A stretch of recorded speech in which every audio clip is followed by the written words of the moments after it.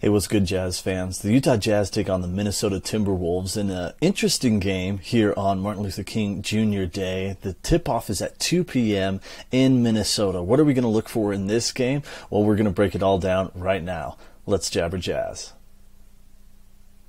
So Jazz take on the Timberwolves, and this one's going to be really interesting.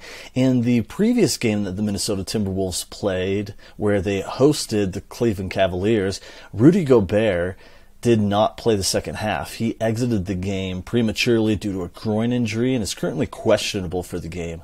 Also, Anthony Edwards is questionable for the game with a hip injury. So given that those two players, they're two stars, and that Karl Anthony Towns is still recovering from a calf strain injury, it could look pretty barren on the Minnesota Timberwolves side for this game.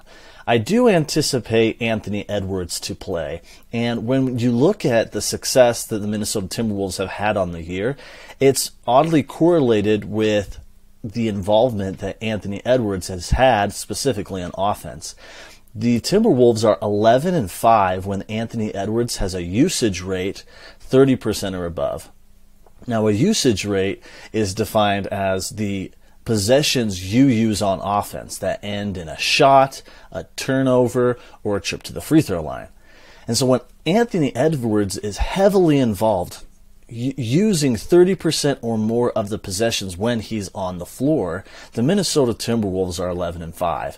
If you look at some of the other splits for games at home, again, they're playing in Minnesota, and games that in which they won, the assists go up, and he has a real impact on the game. The team is a big plus when he's on the court, as opposed to when he's off. And that's honestly in spite of the efficiency still being not his best output for his career.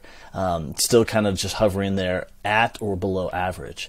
So Anthony Edwards, when he's heavily involved, he's making really good things happen, and it's leading to team success. So I'm watching Anthony Edwards specifically. Is he going to be available tonight?